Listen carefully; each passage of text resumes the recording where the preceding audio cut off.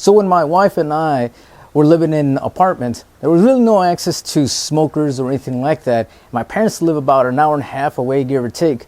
So one of the guilty pleasures I had at that time was going over to Rudy's. Now, I know what you guys are going to say. Bro, it sucks, has no flavor. Other people are going to say, man, it's one of the greatest barbecues I've gone, whatever the case may be. However you see it, I'm going to go ahead and let you know that, at least to me, it was kind of a hit and miss. And I say this because sometimes when I would go, well, at least to me, I would just go ahead and get some other brisket, full of flavor, fantastic. It wasn't dry, it was perfectly done, it was fantastic. Now, other times when we've gone, pre-blend, there's nothing. I mean, it's very hard to just say, man, I want to come back, because the experience is not always the same. One thing I can say without a doubt, and I know I'm gonna get some haters for this, I get it, and I'm sorry, man, but their sauces don't miss, bro. 100%. I like them. I know some of you guys are gonna say, bro, you shouldn't need sauce, and you guys have seen all the videos that I've done here where I don't even sauce at all, period. However, when you go to Rudy's and you're already there and the brisket isn't the greatest or whatever, you hit it with, at least to me, some of this sauce right here, which is just the Rudy's barbecue sauce. Fantastic. My wife enjoys this one. This is the sissy sauce. So take your pick. Now, as I was shopping around and everything, looking for the sauces, I noticed that they have a rub too. And I gotta tell you, man, this thing smells a whole lot like meat church. So let's go ahead and get started. We're gonna go ahead and do a prime brisket.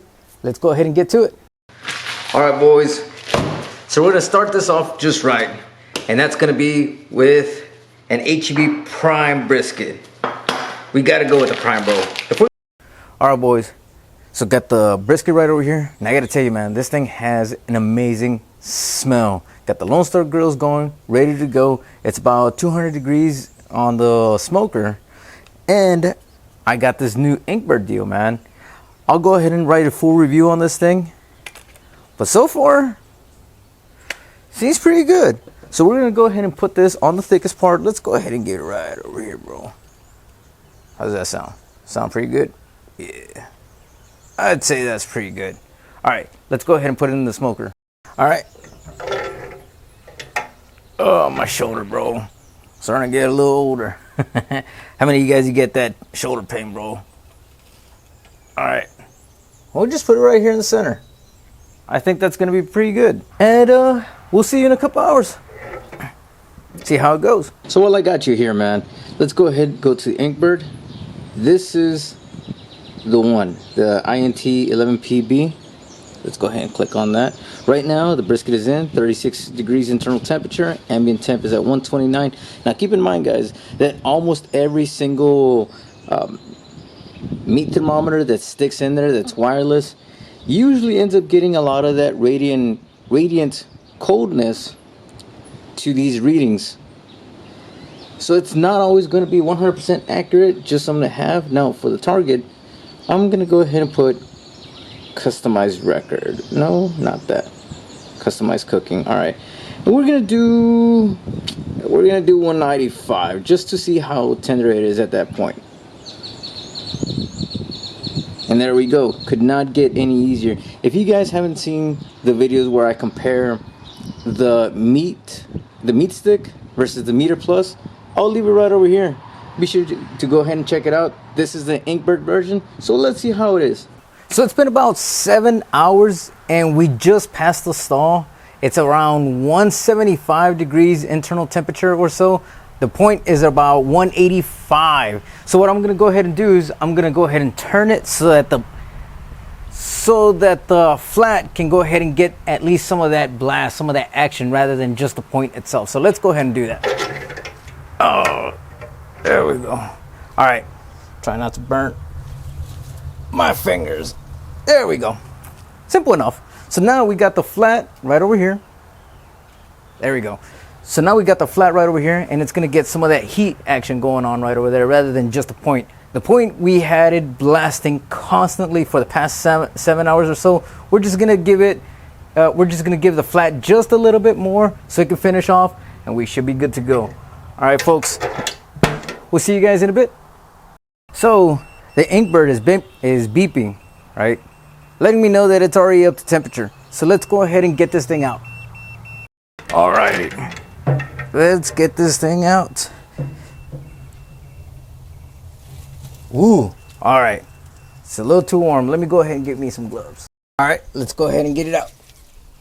Oh, it's a little too warm, but it's all right. Now look at that, folks. Fantastic bark all around. Fat, ooh. Look at that. All right, so we're gonna let this thing rest until it comes down to about 140, 145 or so. And then we're gonna go ahead and hit it with the sous vide. All right, so now what we're gonna do is we are going to measure this thing out, and this is how I do it. Generally, you wanna give it more than what it needs. Because once you go less and you cut, you can't really go back. So let's remove this thing too. I gotta say, man, Inkbird, fantastic product right there. All right, so let's go ahead and get this bag situated.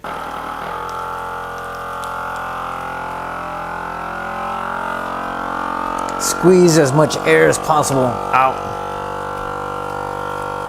Always make sure that you leave room on the sides and on the back too. Otherwise, if you leave everything, if you leave the brisket all the way to the back, it might create some air pockets. Same thing to the sides. So this is usually good, but I always give it triple seals on each side. So that's what we're gonna do. And there it is, boys. Look at that. Look at the bark on this thing, bro. It's amazing. Let's check out the other side. Same thing. This is the Grill Grate side. Still very nice bark. Very nice. All right, time to go ahead and put it in. All right, boys.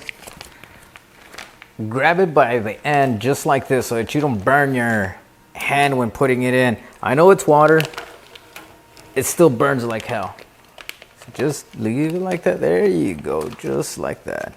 145 degrees. We're gonna leave it there for about 12 to 16 hours or so. We'll see you guys tomorrow. Before I forget, guys, be sure to go ahead and hit that subscribe button. Hit that like button too. Definitely helps me out. I know that I haven't done a whole bunch of videos, but you know, I'm not sure if you guys noticed, but I'm very slim. So how I got slim using barbecue is gonna come out soon. But again, go ahead and hit that like and subscribe button. Appreciate it. All right, so about 15 hours, well, close to 15 hours. We got it out of the sous vide. Look at this, man. Looking fantastic. All right, let's go ahead and see what we got.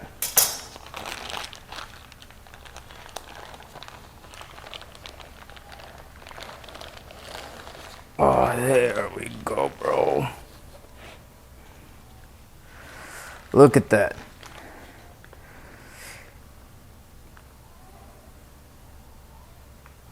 There we go. All right, boys, let's get to cutting. Right over here in the center is gonna be good.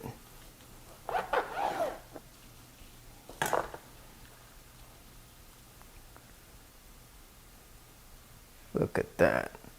HEB prime.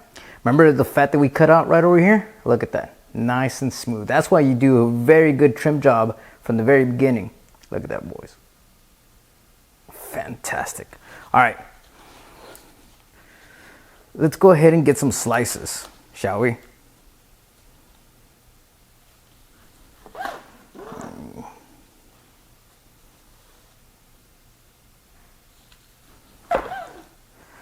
Phenomenal.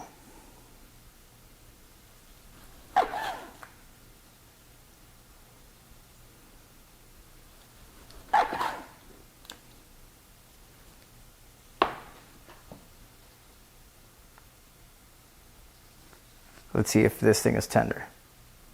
Ooh, ooh, just like that. One more time. One more time. You ready? Just like that. All right. Let's go ahead and give it a taste. I don't think Rudy's removing anything or adding to it from the original rub. It just tastes like it. And what I mean by that is that it has good smoky flavor. It's decent, but it's lacking a little bit of salt. Even though the first ingredient says salt, still lacking some. And that's sometimes what I experience at their actual restaurant, right? You get a good smoke flavor, okay, but everything else is kind of lacking. But you know what, bro? Just like we mentioned earlier, the sauce don't miss. All right, so let's see. We'll dab some in here. This is the Rudy's barbecue sauce, not the sissy one, but just the regular one. Let's see. Sauce, I mean, I've never been a huge fan of brisket just lathered in sauce, but the Rudy's, man, still don't miss, bro. Still phenomenal.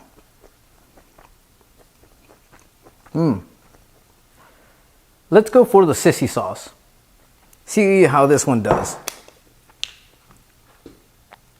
I always get the regular, but some people swear off of the sissy that it's better. I don't know how true that is, but let's give it a shot.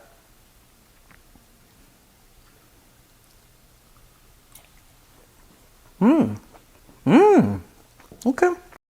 So the sissy sauce has a little bit more of a sweeter tang, while this one is a little bit more bolder. For brisket, I guess this is the one to go ahead and do by far, 100%. The rub, again, very flavorful. I mean, it's very good, but it's lacking on salt, man. I mean, that's what we're wanting. And it's the exact same thing. The exact same thing happens at Rudy's, man. I mean, sometimes it's hit or miss. I mean, sometimes it's a hit, sometimes it's a miss. But the sauce always brings it back to life. And it is doing the same thing right over here. So some of you guys knew exactly how this would pan out. And I guess for next time, I can probably do a salt brine first and then do the Rudy's. But this thing already says, I mean, the first ingredient, I'm not sure if you can see it right there. The first ingredient is salt. So I didn't really see a whole reason to go ahead and do a salt brine before then. But now that I know, then I guess I can go ahead and do that. But again, guys, sauce don't miss, at least not to me, right? You can hate if you want. I'm not a sauce guy personally, but if it's already there, why not? So anyways, guys, everything that you've seen already, the sauces, the rub, and everything's already in the description below. Be sure to go ahead and like, subscribe. See you in the next one, guys. Later.